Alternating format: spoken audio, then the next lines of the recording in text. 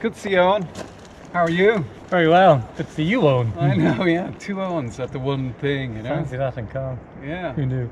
So, how many days to go before congregation? So it is about 16 days. It's just over 2.5 weeks until the 7th congregation. It's grown every year since the first year, which was just one day. Now it's spread over 3 days. An event in Ashford Castle on the Friday night, followed by a series of talks, and then followed by a maker session in Danner's Bar. And then the next day is the Young Conference, so the full day Young Conference with speakers talking about this year's theme of community. Children's workshop all day. After people come back from dinner, we have the poetry open mic, which we did last year, and it turned out really, really well. Following that, then we're going to teach people how to play the tin whistle. Okay. And then we're going to finish up with some new original music by one of the attendees, Max Hastings.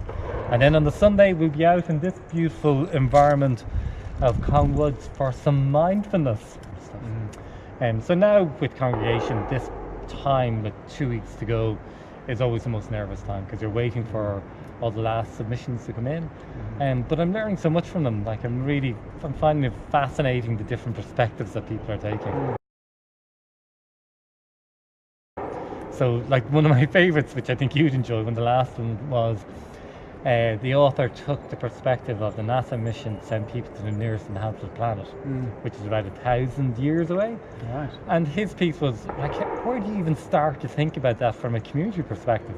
Like, what's that look like? Where do you even start thinking? It's like a multi-generational thing that's, by the time you get to the third generation, they'll forget Earth where they were and where they were. And like, how do you even start? And I find those things fascinating because it makes you think about how our communities are structured and how they become structured and what's led into them. And one of my other favorite ones is a guy beekeeper. He did his piece on the hive and how the hive operates, the social structure, the systems, and if you took that and put it into our world, what would it be? And things like control, it's pretty much just list after list after list and being hyper organized. If you're hyper organized, they're all fun because it's just a series of tasks to be done.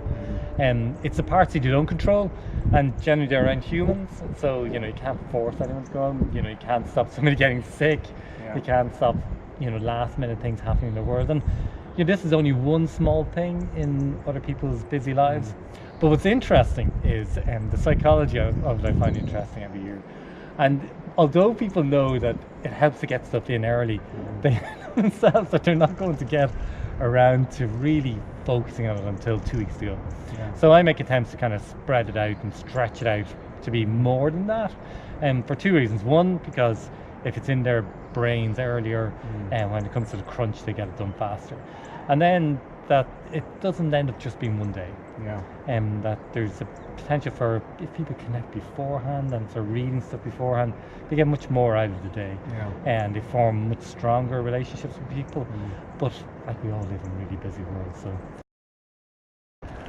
this year I took the decision to be hyper transparent and tell people everything, including letting them see the instructions I give to chairs, because it makes the chair's job easier. You could kind of hide it because there are tricks of the trade in terms of how to guide conversations. So I decided not to do that. I decided to share it all and kind of go, these people here are coming and they're giving their time for free. And if you help them, you'll have a better experience. So maybe, out of curiosity, you might want to see how they're chairing so you understand better on the day. And then I tried to cover everything in terms of anyone could ask about and send it to them 3 weeks in advance. So at least some things are kind of going out a little bit earlier. I'm trying to get the things I can do covered off earlier, so the things I can't do out of earlier. So shine about this was the amount of people who just went and did it. They didn't wait for a blueprint or a plan. They just got on with it. And sometimes it worked, sometimes it didn't, and sometimes rotating somebody else took the mantle. So it's there's no blueprint for this stuff, and it is people power. Great to meet you, Eoin. And look forward to us talking again in 2.5 weeks. Beautiful Cong. Thanks for watching our video, and hopefully see you in a couple of weeks' time. I try to help businesses get out of their comfort zone and actually make an impact in the digital world. A lot of people, I suppose quite frankly, quite scared about their privacy, about where technology is going, what's happening to their physical data. when in fact now is the time when we need to start to think and address and make our decisions. Well, the highlight for me has been talking with people that I have never met before. And to be honest, it's not so much the formal agenda as the process, being in a small group with people and listening to their points of view.